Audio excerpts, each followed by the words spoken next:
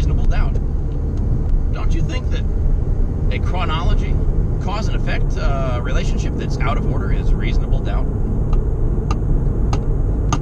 If the cause that you claim is the cause always, 100%, absolutely, unequivocally, without exception, comes after your claimed effect, isn't that reasonable doubt? It's not science, people, it's fucking religion. You think that the only place where relatively, versus the size of the world, relatively small groups of people, like fraternities of people trying to control the masses, you think that only occurs in buildings with steeples and bells and people who dress in white and wear funny hats? If people will believe that there's a man sitting on a cloud up there, that becomes a little harder to believe as the years go by, but not everyone's a scientist. If you get a bunch of scientists with funny looking bow ties starting to tell you that driving your car is literally going to destroy your home, your world. Naturally, most people aren't going to question that. People tend to trust people in positions of authority.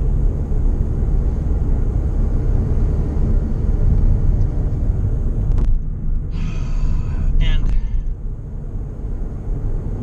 why wouldn't that be a rallying cry? Why wouldn't that assemble far more people in this day and age than religion would, than the fear of God would? Why on earth wouldn't it? People are not inherently bad. Who wants to destroy the world? If you're not a scientist and a scientist, a TM, is telling you that you're destroying the world, well, my God, naturally, if you're a good person, you should do something about it. Oh, we're destroying the world, my God, we better do something. Where's the fucking evidence, people? Evidence, God damn it! So, fine. At the same time, there's absolutely nothing wrong, no opposition from me or anyone on my side that I'm aware of being a good steward of the planet Earth, taking care of the Earth. There's nothing wrong with planting trees and saving trees. There's nothing wrong. I abhor litterers.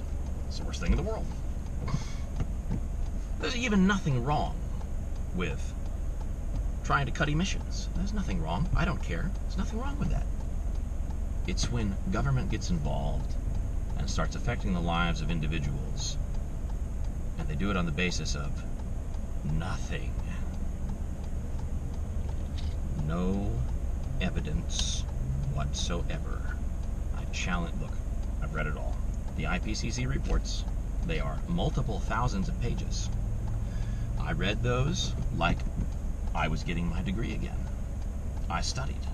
I researched. Honest, college quality research. And it is all predicated, every single bit of it, predicated on the assumption that injection of CO2 into the atmosphere is directly responsible for an average global temperature increase. And it's just assumed. It is never addressed. It is never proven. Never. Not once ever. The tabletop CO2 experiment, classic bell jar experiment, where you fill a jar with air and you fill a jar with CO2 and you shine a light on them and one gets hotter than the other, does nothing to address the dynamics of a planet-sized, massive, living, breathing planet Earth in orbit around a star in space. How do you address this on a tabletop? The answer is you can't. It's not possible. The answer is, unfortunately, sadly, folks, it is beyond the scope of human capability to prove this. It is by nature cannot be proven because the Earth is so huge and so old.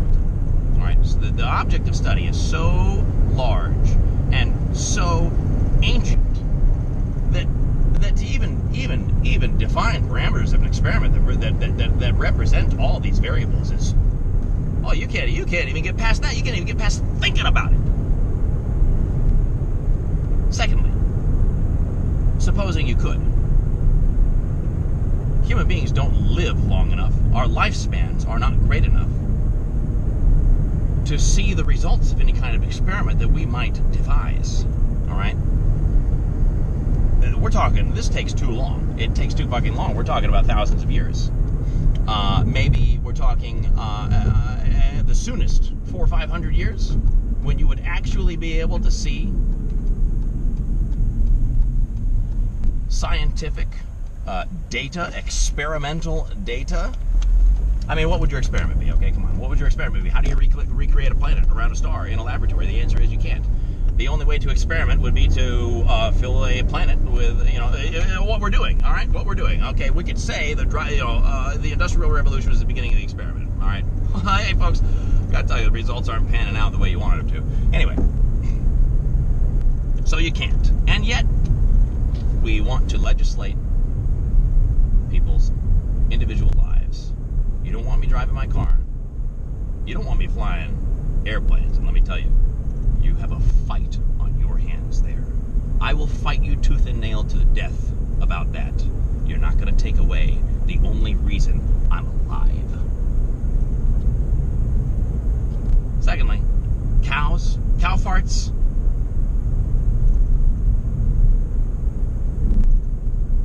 I don't think that you need to be a scientist to just laugh at these things. See that it's preposterous on its face. All right.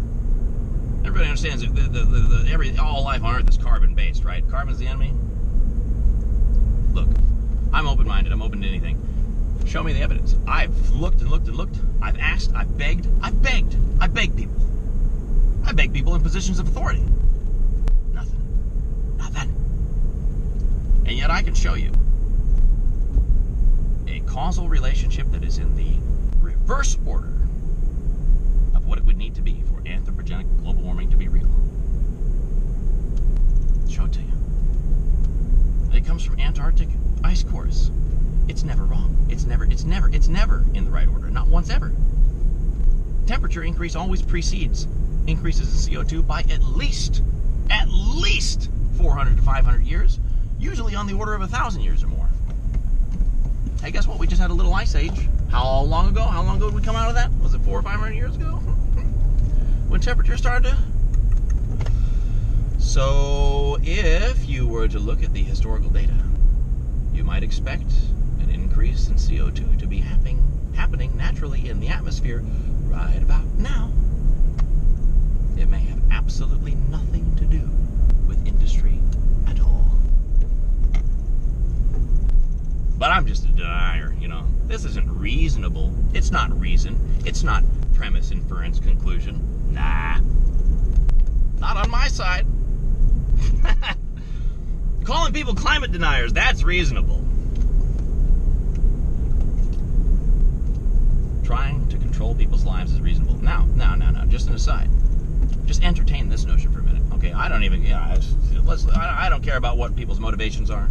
I believe that there is a sinister, overlording motivation behind all this. But, you can think about that yourself.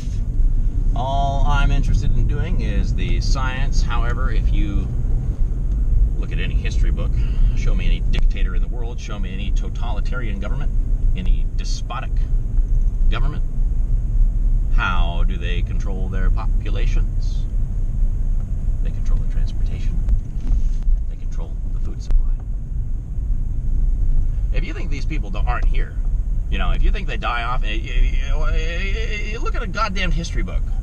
What do you think? You think that a generation goes by and they don't exist anymore? They're in the world today. They're all over the world. There are dictatorships in the world. And how are they controlling the people? Transportation, food supply. You don't think there's some of them here? You don't think they exist in positions of power? How naive do you have to be? And how easy would it be for you to give them all the power they want if they could just convince you that you're literally destroying your entire home? Monumental claims. require monumental proof. Quote from Bill Nye, the Science Guy. Long time ago, I heard that he tried or has gotten that video removed from YouTube. I believe that the last time I looked for it, I could only find it in Spanish.